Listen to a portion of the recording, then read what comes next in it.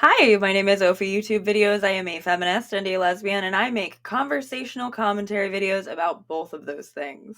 This week's been not a great one to be an American feminist and lesbian, so I'm taking a bit of an experimental approach to this video. We're going to use some clips from some live streams I started doing over this past week. This, as with many of my recent videos, is an It Ends With Us update video. During the streams, I was kind of losing track of where we had last left off with all of this. As of right now, I have read both of Baldoni's suits, though I've only so far made a video about his suit against the New York Times, and people love to comment on that one and tell me about how something or another since then should have changed my opinion, but it hasn't. Not only has nothing Baldoni or his team put out changed my mind, not the lawsuits or his leaked whiny voice note or this new video that has been released, not only has it not changed my mind, but in the case of the video, it eliminated any doubt that might have possibly entered my head. But here's the thing. I don't want to go over that whole video again, frame by frame. It is in my second most recent live stream. You've probably also seen it by now. We will be discussing it. I will be explaining what the power dynamic understanders have already seen and been saying about this, what an intimacy coordinator who was interviewed by The Hollywood Reporter had to say. But not only do I not really particularly want my video to get copyright claimed like the stream where I watched it did, I also just suspect that I might not be the only person who's not looking forward to having to watch a video of a visibly uncomfortable woman having her boundaries pressed over and over again. I'm borrowing a joke from a friend of mine, but it's not lost media. You can find it. You can even find it linked in my description below with all of my other sources, like always. And even though we're not watching it, I do want to put a warning here for discussions of sexual harassment. I kind of assume that that's a given on the videos about this subject, but maybe you're somehow just now jumping in here and it's helpful. This is probably not a great first Blake video of mine if you are, but hi, welcome to the Nuance Corner, a place where I can believe both that a woman did things I wouldn't defend prior to having been sexually harassed, and also that she did not then deserve sexual harassment and a smear campaign. If you don't feel like watching this video that has been recently leaked to all of the rag mags, but you still want to know what's going on, don't worry, that's exactly what I'm here for. Baldoni's lawyer leaked all 3 takes, and they claim that it's not edited, of the filming for a scene that was described first in Blake's complaint, and then not in Justin's complaint against the New York Times, but in his complaint against Blake and Ryan. My personal theory is that the reason that this would have popped up in Baldoni's second lawsuit but not the first is because they had a little bit more time to go through the footage before they filed the second lawsuit to find this, describe it in a way that was uncharitable to Blake, and then add it rather than, they rushed through the first one a little bit to try to beat Blake to filing suit. But that's just a theory, a Baldoni theory. Either way, though, the video is footage from the filming of a scene that is in both parties' suits against each other and that we have been provided 2 narratives about. And it's also something we spent a lot of time talking about on my stream this week because people on both sides of the aisle are pretty equally sure that it confirms their perspective on the situation. Also, I don't think that this is the only set footage that Baldoni's team is going to leak. It sounds like almost definitely not. And that's another reason that while I'll do something on stream if I'm researching anyway, I don't feel like I want to set an expectation that every time this asshole does a stunt, I come back and make a video about it as soon as possible to pretend to tell you his side of the story. That's not what I'm here to do. I'm here to hold a feminist space. I have been conveying that at the start of all of my videos. So while you will get further perspective as to why my answer is so solid as we get further into this video, for everyone asking me questions about what it would take to change my mind, the answer is that nothing could. Genuinely nothing. Not even if the jury trial goes in his favor. I saw what I saw, and I believed Blake even before I saw it. If a jury decided that I had been too unlikable to be sexually harassed at work, and it didn't, because I didn't even take it to court, I would still be telling the truth about my experience having had that happen. If a jury decided that my friend was lying about being sexually harassed, I wouldn't even begin to question my decision whether or not to believe them. I don't outsource that kind of decision making to 12 random people who may or may not be total idiots. And this case isn't an issue of whether or not somebody's hurt feelings are valid or whether or not somebody would have done a better job editing a movie than somebody else did. It's an issue of sexual harassment and retaliation, of unsafe working conditions, of all kinds of things that no amount of demon PR can shake my opinion on. I mean, I appreciate the watch time, but I feel like I have been super clear about that for at least a month now, so it is a little bit silly to keep asking me what will change my mind. Still, though, I will tell you why my mind can't be changed, especially now that I have watched this footage for myself. So, we're not going to watch the whole video, but I will play you this one little bit, just so you can be on the same page as me about why I was so dismissive about them calling this unedited. Also, I thought this is interesting here at the beginning of this conversation that they're having. It feels like it proves that Blake kind of did understand the tone of the movie, in fact. Victor 40, just never meant to be comedy. And I felt it there. It says in the captioning it was never meant to be clarity, but I think she said comedy. I think she said it was never meant to be comedy.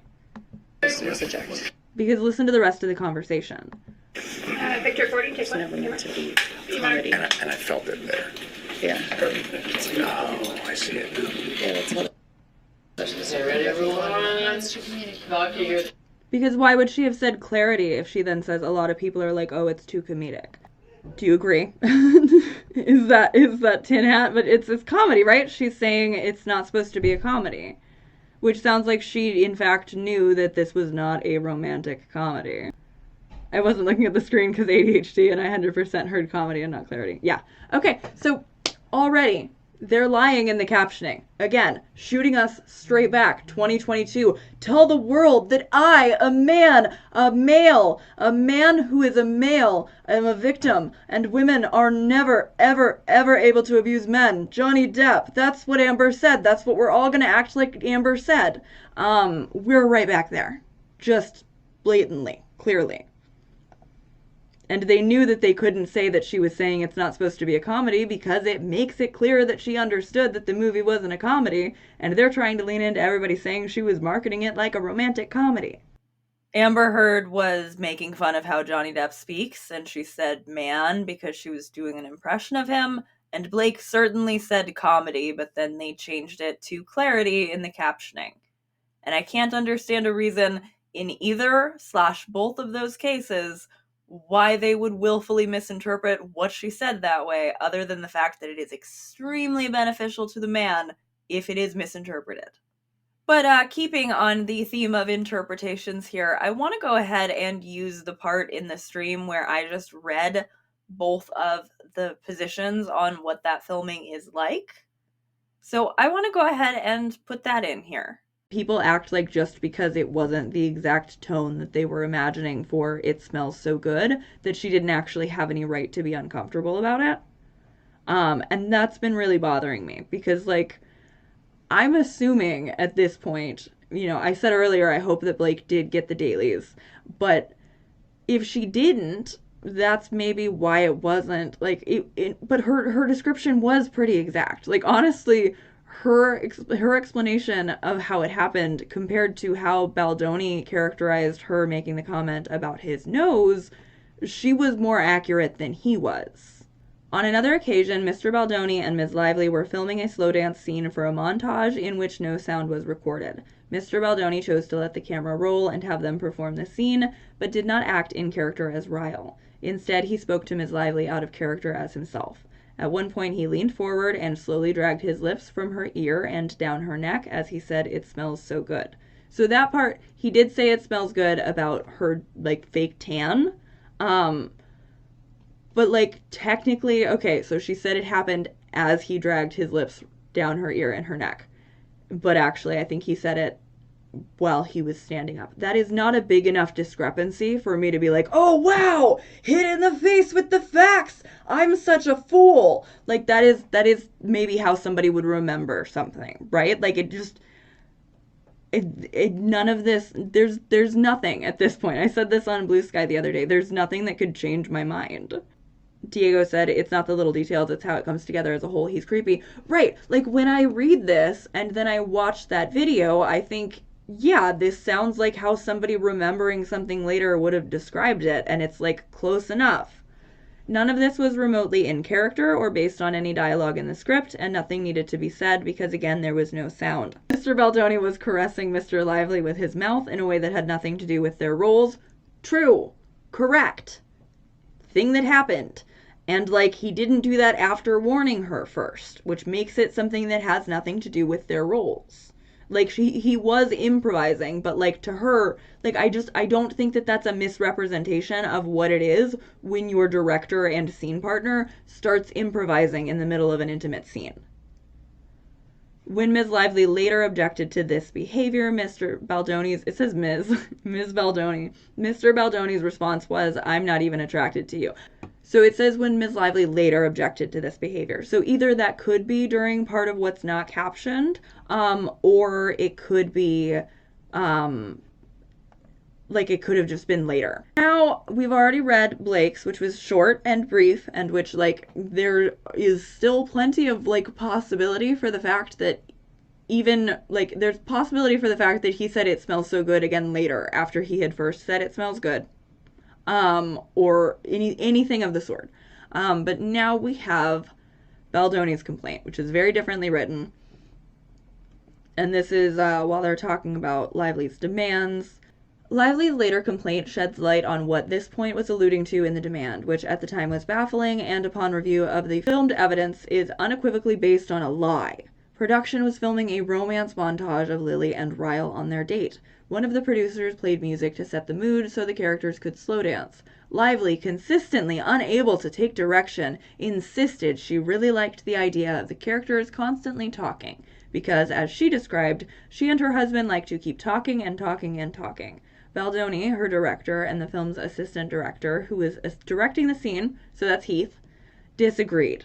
In an attempt to encourage her to take his direction, Baldoni offered up that he and his wife often just look into each other's eyes silently, to which she responded, like sociopaths, and laughed. Baldoni laughed and shook it off, while Lively once again started talking about how she and her husband can't not talk.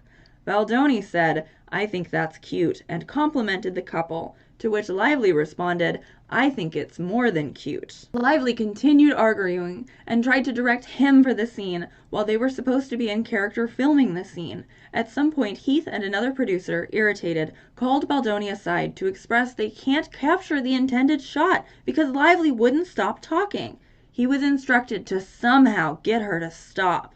While there was a brief verbal exchange, Baldoni, heeding the instruction of their assistant director and producers, notice there's no intimacy coordinator mentioned, continued to try to bring them back into character.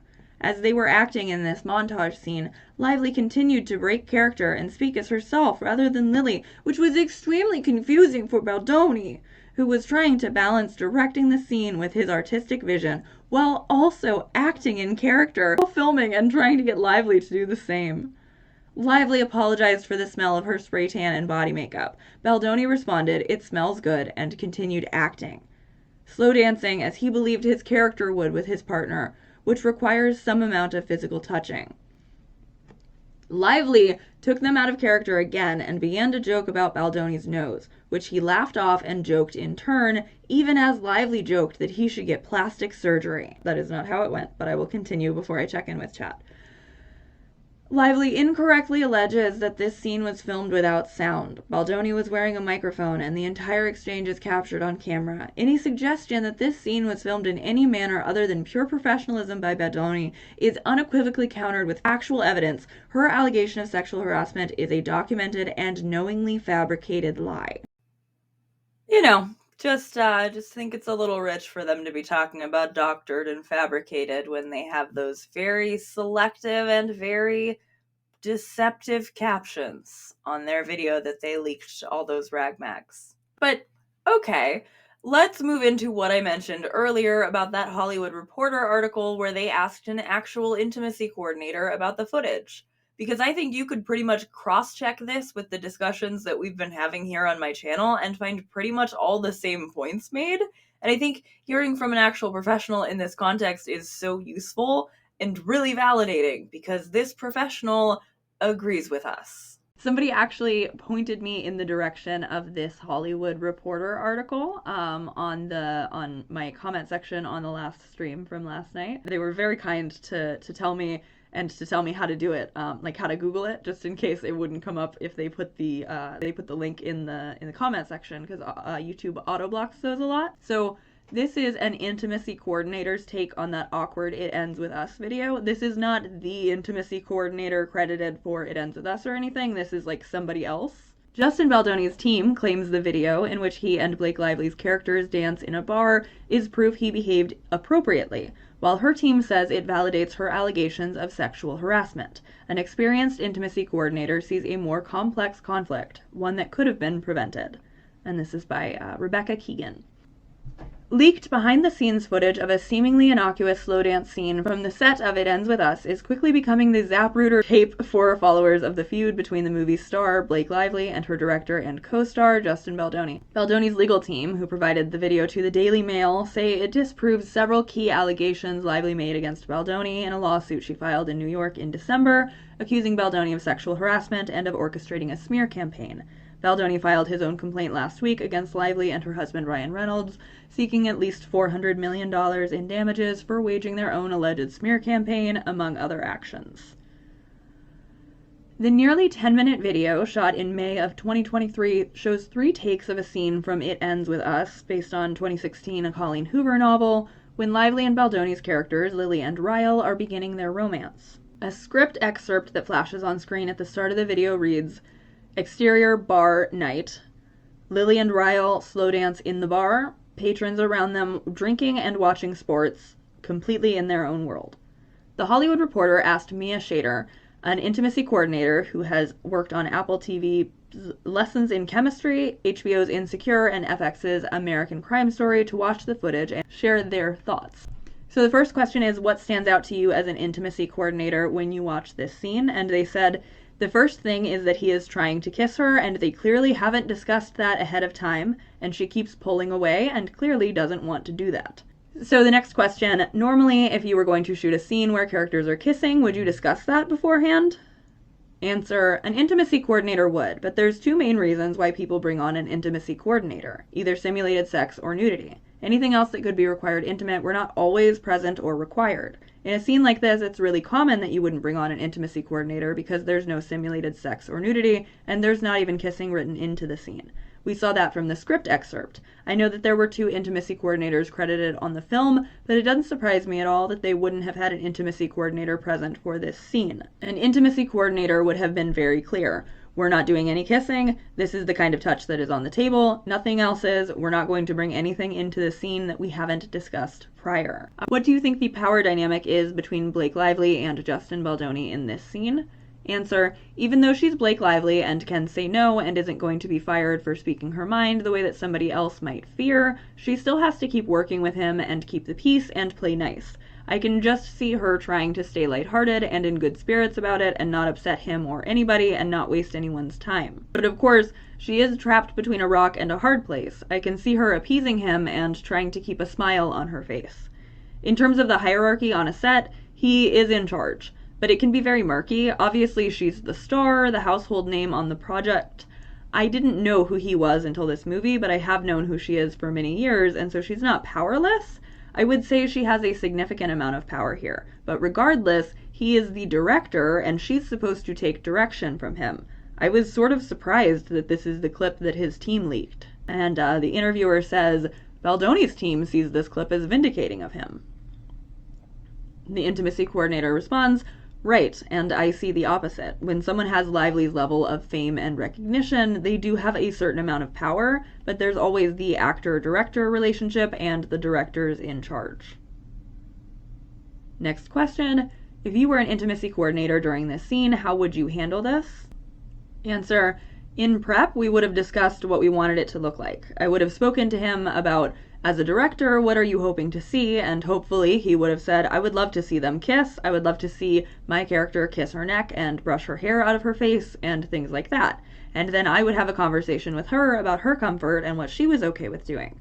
For an actor, if they know the plan ahead of time and they're not caught off guard, they're often open to trying things. The problem here was that none of this was planned or discussed. A scene like this looks so harmless on the page. What could go wrong? And the intimacy coordinator says, I wouldn't have even flagged it to discuss with the director based on what the excerpt of the scene description says. They're just slow dancing. There's not any mention of any kind of physical intimacy. Interviewer, I guess that's why she's so taken by surprise. This is really improv. Some of what is contested is what they're saying to each other as well. This is not scripted dialogue that they're having. This is a conversation between two people out of character, which is not intended for the audience to hear. Would you intervene on something like that? Intimacy coordinator responds, if I were hearing what's in this clip, none of it stands out to me as something where I would need to interfere. I even thought it was kind of sweet that they were talking about their own real-life partners. It was kind of awkward, but it was not inappropriate, and it was sort of reminding each other we have lives outside of this. But if I heard somebody saying the things I had read that he had said in Lively's lawsuit, jokes about dick size and things like that, I would have to intervene. But that even puts an intimacy coordinator in a really difficult position because he is also the director. Then it's like, who do you go to? If you're afraid that he has an ego that would lead him to have any kind of reaction that could stall shooting, then you become the villain. I would be afraid to be fired, quite honestly. Next thing, they have this exchange where he apologizes for his beard, and then she apologizes for her spray tan, and then he says that it actually smells good. According to her lawsuit, him saying that she smelled good bothered her. Do you have any reaction to that? Answer, this clip really shows how complex it is, because obviously to say that in character makes sense. To say that out of character, it's not inherently wrong or inappropriate, but when there has been mounting discomfort and mounting line crossings, I can see how that becomes yet another thing that was out of line. Talk to me more about the distinction between being in character and out of character. We hear about characters staying in character for a whole shoot, even when they're at craft services. Here, they're talking as Blake and Justin, not as the characters they're playing, but they're also being shot by a camera for a scene where there's supposed to be two people falling in love. What do you make of the idea of perhaps he's bringing an element of this character that he's supposed to be playing? The headline of the Daily Mail story with that video is, who's lying? And I don't think either one of them is lying. I think they're both talking from their own experience. They are really strongly disagreeing about things like professionalism, etiquette, what's appropriate, what's not, what it means to be an actor. There are still actors who are like, this should all be organic, and oh, I'm sorry I pushed you, I was in the moment. Most, if not all, intimacy coordinators and stunt coordinators would say, you just don't do that. You don't kiss someone if you haven't talked about it ahead of time. In Hollywood, in the not too recent past, that was not out of the ordinary. That doesn't mean it was okay, but we were operating with a different set of standards. In terms of the smell comment, to me, it's less about that particular comment and whether or not it was a straw that broke the camel's back type of situation. It's like she's got a running list of moments where she felt uncomfortable and pushed and that things that were inappropriate were happening. That line, to me, is something that you may not even notice if you feel comfortable and safe. Is there anything else you want to say about this video? In a scene like that, without an intimacy coordinator, I think it was his responsibility to ask Blake, hey, what do you think about kissing in this scene? If that's what he wanted to see. But he didn't ask her or even mention that it was something he wanted to shoot. He just went for it. She pulled away, and then he did it again. He definitely should have communicated that that was what he wanted to shoot, but he didn't. To me, that's pretty damning, both as an actor and a director. But I thought that this was a fantastic read. I thought that this was a super helpful perspective, and it's kind of what I assumed that an intimacy coordinator would say based on my understanding of what an intimacy coordinator's job is. Okay, beyond just that intimacy coordinators, I do want to share a couple of other people's thoughts on this footage. Some of them are mine, obviously, and I think mine are already pretty clear. And also, again, we went through all of them on live, so you might have already watched that. Thank you if you did. But I want to start with this other article that I read because I think it makes some really excellent points. And the last point that it is that I focus on in this clip gives us a good excuse to do something I always love to do because I usually get to do it in a slightly better context than this.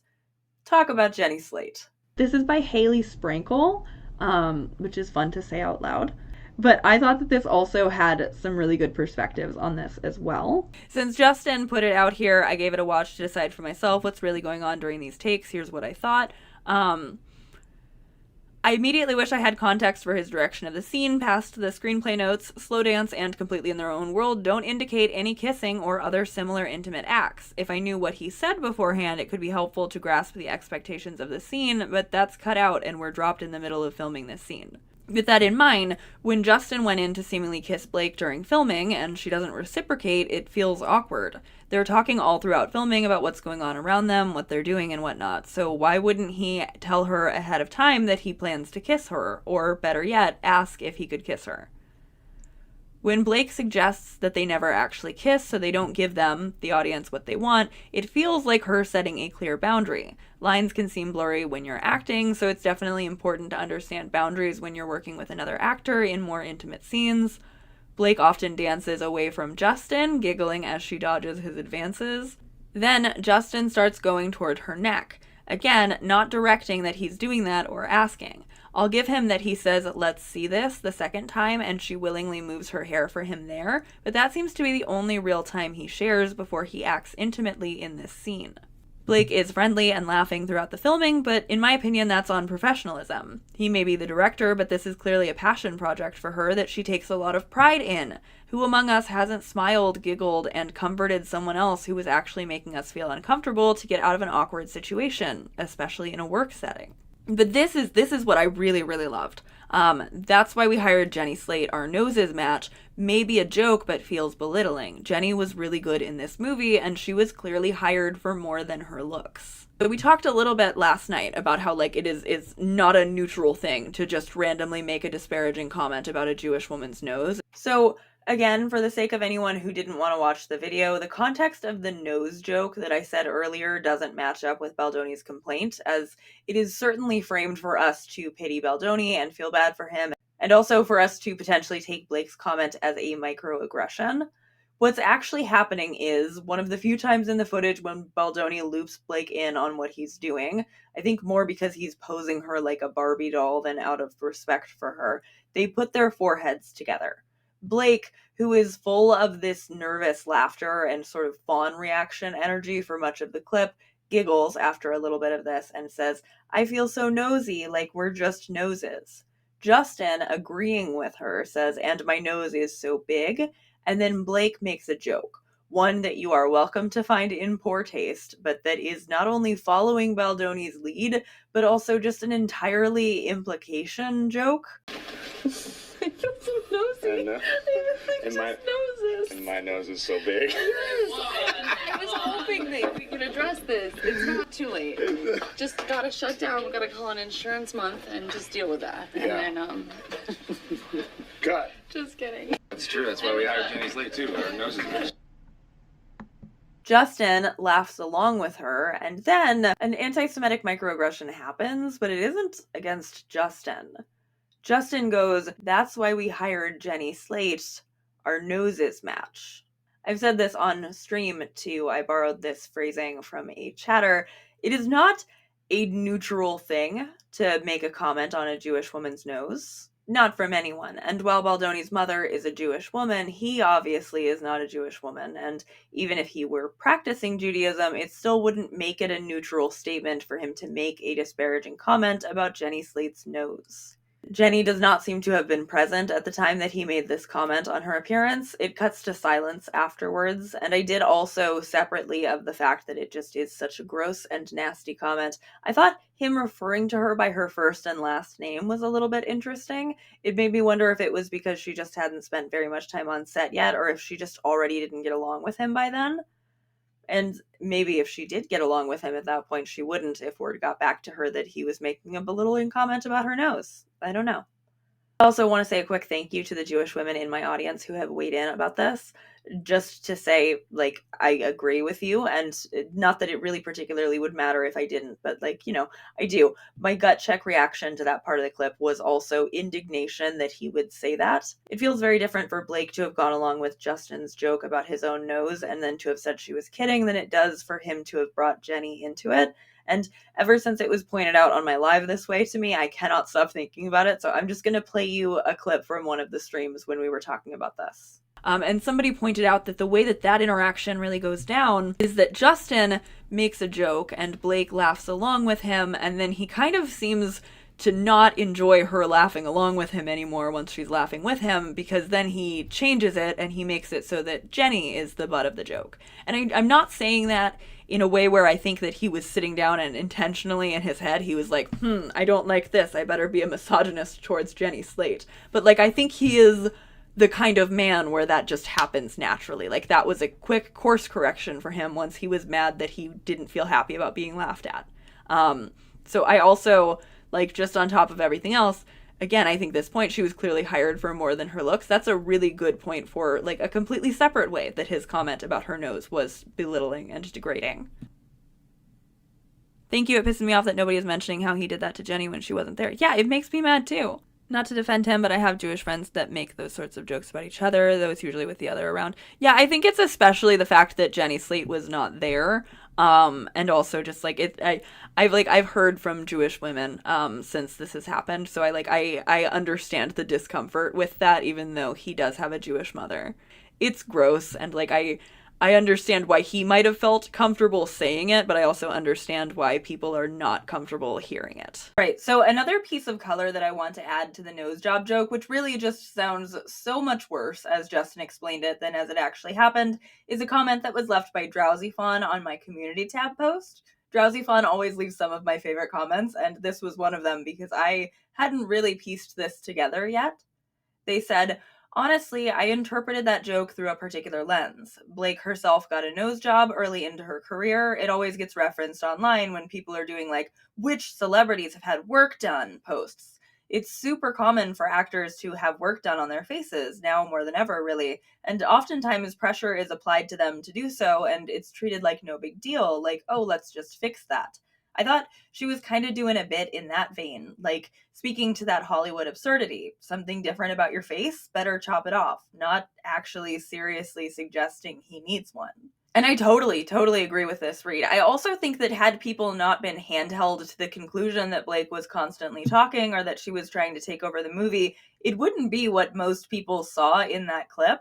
I mean, I actually see plenty of times in that clip where Blake isn't talking. And I also see plenty of times where she is talking because she's uncomfortable. Plenty of times where Baldoni is escalating the intimacy without warning her first in a script that didn't have that written in. And on all of that, I want to read you Drowsy Fawn's other comment too, because it's just so fucking good. "Everything else aside, this is the man who said 50 billion times that he wanted the intimacy to be from the female gaze and to let the women on set lead, and he is not doing that in this clip. Here we have his actual living, breathing female scene partner repeatedly saying, 'I think it would be more romantic if we don't kiss,' trying to push him further back and make the scene more connective and warm instead of him just like pawing at her the whole time. And he's not being receptive to her suggestions or her nonverbal signs / body language at all.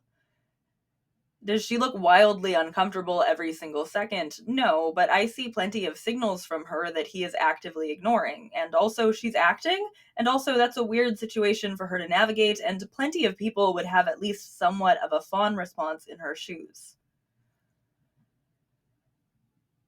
Being both director and actor in a role where you not only have sex scenes but violent and assaultive scenes with your co-star is obviously going to be such a delicate situation and potentially fraught power dynamic. He should have been extremely cautious, overly cautious, if anything. He doesn't come across that way to me in this clip. That's really the only conclusion I can draw from it, absent more information, because it's a very short and clearly edited clip that's been released in an interesting way. I think this is such a good point, and it's something that I do find absent from everybody acting like because this didn't match what they made up in their head reading the complaint that Blake is lying. This exact context, that he's her director and co-star, and also that this is an early scene that they shot since it was before the strike. So I think it was also before the scenes that were scripted where he was set to hurt her would have been filmed.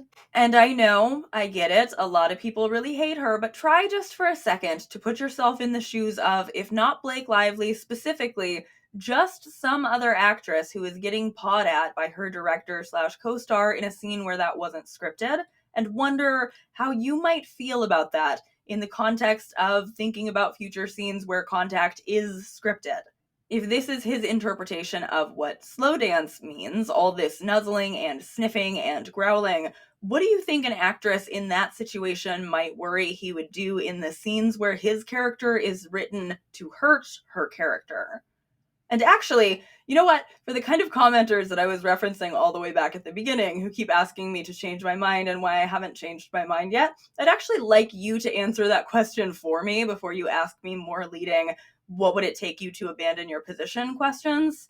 And since I made you a whole video, you can answer me 2 things. 1, do you truly actually believe that it's unreasonable that improv during a dance scene would make an actress fear improv during a sexual assault scene?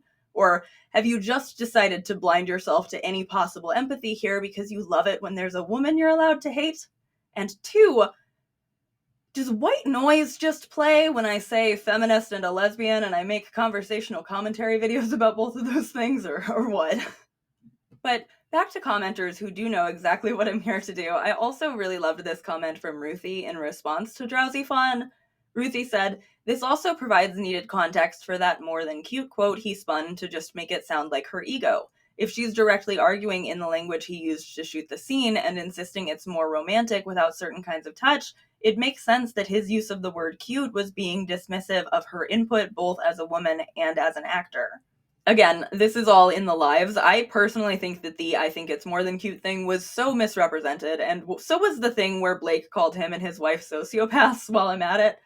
He brought up how much Blake and Ryan talk. He talks about he and his wife staring into each other's eyes, and then, just like the nose thing, he leads her into a joke that he then doesn't like and then complains about it in the lawsuit. He tells her that it would scare her if she saw him and his wife staring into each other's eyes, to which she laughs and agrees, and her quote there is like, "I'd be like, I found a sociopath." A throwaway agreement with the joke that the poor little meow meow made at his own goddamn expense in the first place. And I don't love her use of the word sociopath, that's not a word that I throw around, but much like the nose job joke, Justin made a joke first. And then we don't like that Blake's is a little bit crasser, so Justin is the poor little meow meow and Blake is the irredeemable mean girl. You really should check out the community tab comments, and honestly the comments under my videos and my live chats too. My viewers are so thoughtful, and I really feel like watching my videos but not reading the comments is only getting half the conversation.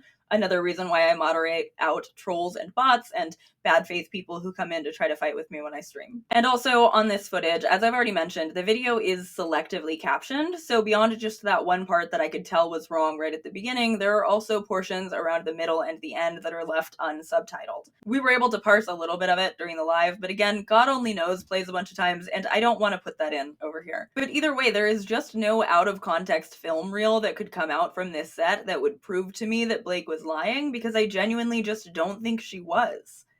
If you didn't pay attention to her complaint, if you turned this into more than she said it was so that you could say she's a liar later, that is neither her problem or mine. But let's move into some of what happened after this tape came out, and we're going to talk about the tape more in future videos, I'm very sure, but it's enough for now, right? We've done enough. First of all, I already read Blake's team's statement about it when I was on stream, so I'm going to just go ahead and insert that here. Blake Lively is thrilled Justin Baldoni decided to release unedited footage from It Ends With Us because she says it only proves her point, that she was visibly uncomfortable with Baldoni's advances during the scene. Blake's legal team tells TMZ Justin Baldoni and his lawyer may hope that this latest stunt will get ahead of the damaging evidence against him, but the video itself is damning. Every frame of the released footage corroborates to the letter what Ms. Lively described in paragraph 48 of her complaint. They continue. The video shows Mr. Baldoni repeatedly leaning in towards Ms. Lively, attempting to kiss her, kissing her forehead, rubbing his face and mouth against her neck, flicking her lip with his thumb, caressing her, telling her how good she smells, and talking with her out of character. While it might seem like they were merely actors acting out a scene that's supposed to depict them falling in love, Blake's team points out none of the intimacy was discussed or choreographed. As they put it, every moment of this was improvised by Mr. Baldoni with no discussion or consent in advance and no intimacy coordinator present. Mr. Baldoni was not only Ms. Lively's co-star, but the director, the head of the studio, and Ms. Lively's boss. Blake leaning away from Justin in the scene was not acting, according to her lawyers. They say, the video shows Ms. Lively leaning away and repeatedly asking for the characters to just talk. Any woman who has been inappropriately touched in the workplace will recognize Ms. Lively's discomfort. They will recognize her attempts at levity to try to deflect the unwanted touching. No woman should have to take defensive measures to avoid being touched by their employer without their consent. As we reported, Justin's team released nearly 10 minutes of raw footage, but they believed it proved he did not sexually harass Blake during the scene. However, Blake's lawyers point to paragraph 48 of her. As for the new unedited clip, Blake's attorneys say releasing this video to the media rather than presenting it as evidence in court is another example of an unethical attempt to manipulate the public. It is also a continuation of their harassment and retaliatory campaign. While they are focused on misleading media narratives, we are focused on the legal process. We are continuing our efforts to require Mr. Baldoni and his associates to answer in court under oath rather than through manufactured media stunts. And as usual so far, I really agree with Blake's team. I appreciate what they're doing and what they're saying here. When I look at, 3 minutes of the tape that I'm definitely not showing you, where it's footage of her butt mostly, I super don't disagree that it's a continuation of the existing pattern.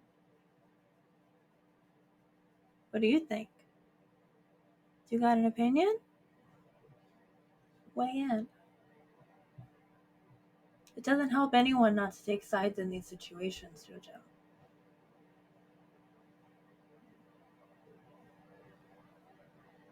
Your silence speaks volumes. I also appreciate what they're doing by asking for a gag order for Brian Friedman, and I'm going to read that, and it'll be the last part from before we troubleshot my mic into being better for my lives. So they did request a gag order for Justin Baldoni's lawyer over improper conduct. Blake Lively and Ryan Reynolds are seeking further legal protection. The same day Justin Baldoni's legal team, headed by attorney Brian Friedman, released the behind-the-scenes footage of Lively and Baldoni dancing on the It Ends With Us set, the couple's own lawyers issued a letter to Judge Louis J. Lyman January 21st seeking a gag order for Friedman. In the documents obtained by E! News, Lively's legal team alleges that virtually every day since Lively filed her civil rights complaint December 21st, Mr. Friedman has given television interviews, appeared on podcasts, issued inflammatory written statements, and leaked information, including, remarkably, documents as banal as document preservation demands to third parties. That's about the nice pool thing, for sure, 100%, to the Hollywood press and tabloid media. Further, Lively and Reynolds' attorneys, who reiterated that Lively issued a cease and desist to Baldoni's Wayfarer Studios to stop their alleged online harassment campaign prior to filing her December 21st civil complaint, alleged that many of Friedman's public statements not only continue the campaign of retaliation that was the subject of Ms. Lively's first cease and desist, but they contain numerous new false statements about Ms. Lively and others. The request includes several examples of Friedman's communication to various media outlets, with Lively's lawyers alleging the list of 10 lengthy statements is surely incomplete, in which he calls Lively's own statements and legal proceedings unethical, shameful, and false. Elsewhere in the letters, the attorneys note that Lively submitted a cease and desist letter directly to Friedman, who is an attorney for Baldoni as well as his Wayfarer associates. The document further highlighted Baldoni's legal team releasing footage from It Ends With Us to various media outlets, including E! News. Lively's counsel argues that Friedman's ongoing public comments violate New York State rules of professional conduct regarding trial publicity. As Ms. Lively's counsel have attempted repeatedly to caution Mr. Friedman, federal litigation must be conducted in court and according to the relevant rules of professional conduct, the letter writes. His conduct threatens to and will material prejudice both the Lively case and the Wayfarer case by tainting the jury pool because his statements are deliberately aimed at undermining the character, credibility, and reputation of numerous relevant parties. E! News has reached out to Friedman regarding Lively and Reynolds' gag order request, but has not yet heard back. And our lawyer friend in the live chat, Fisher Friends, was saying that this is exactly what a gag order is for, which was essentially my understanding too.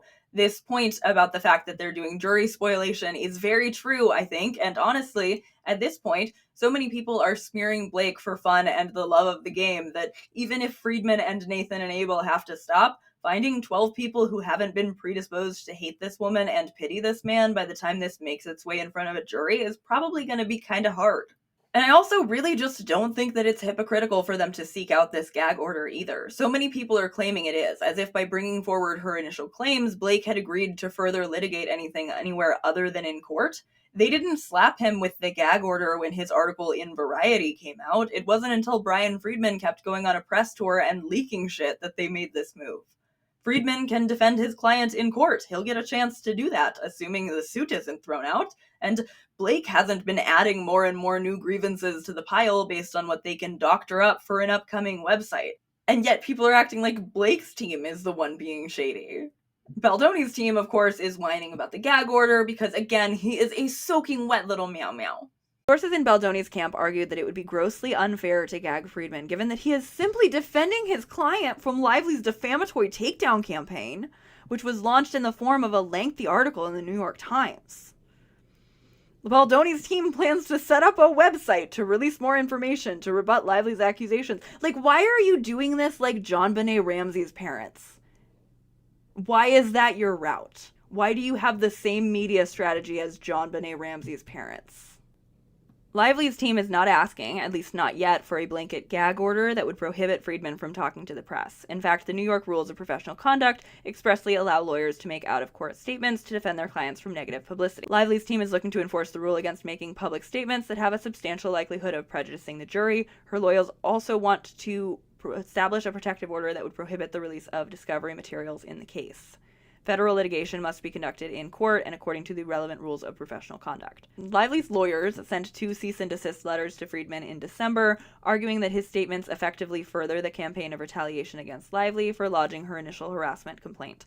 Lawyers are not publicity agents, they wrote. We are required to follow a different set of professional standards than publicists and crisis managers. Those letters have had little apparent effect.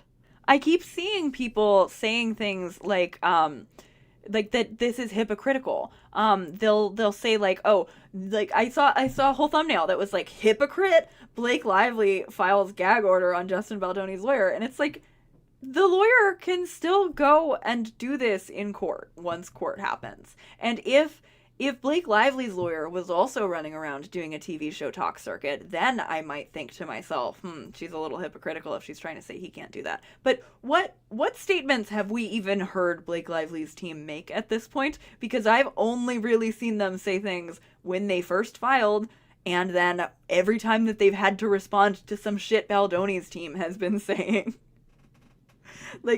And that's another thing, that's another reason why I think this gag order is good, because a lot of people are under the impression of like, they're both putting everything out there, and it's like, she had a New York Times article. That's it. Like, who is putting everything out there now?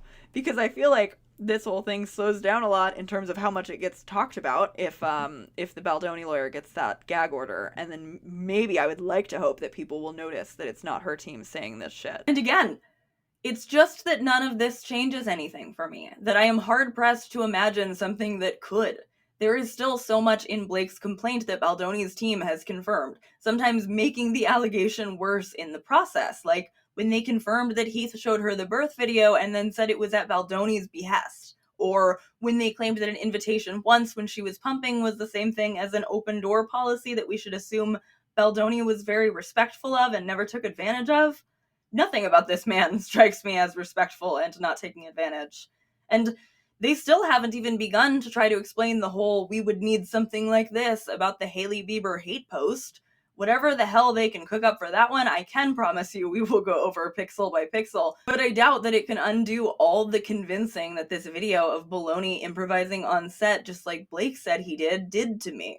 There's just nothing at this point. That is the answer. If you have somehow still been asking yourself that, if you have come and asked me that, there's nothing. This is my opinion. This will remain my opinion. I am going to continue to believe Blake. Thank you so much for watching. I hope that this was still enjoyable, even if you caught my live streams, either while they were happening or later on. I'm not having the greatest time with my head pain this weekend so far, so I thought I'd make my job a little easier than it is and just use the quotes I already read. I don't have any kind of schedule currently for the live streams. I'm too disabled to promise one. I had to nap for like 6 hours in the middle of filming this video and then take a big shower. But I do leave my lives up later. They're like under the live tab when they're done. And I do plan on doing many more research streams in the future. And though I don't normally ask this as part of my call to action, if you want to make sure you don't miss my streams, you should probably hit the notification bell. That's how so many people show up when I do stream. Some of whom I know were my lovely Patreon subscribers, a few of whose names you can see on the screen right now. Thank you so much to my Patreon subscribers. Patreon is a great way to help support me financially and get a couple extra videos a month. Another great way to help me out is the coffee for one-off donations or super chats when I live stream. It is a massive help and it makes such a difference in my day-to-day life. And so do the people who support me in less financial ways, like by liking my videos, subscribing to my channel, engaging so thoughtfully in my comment section and my live chats, and recommending my videos to other people who you know are looking for this kind of space right now. I love you. I mean it. And I love having this kind of space here with you. I'll be back soon. Bye.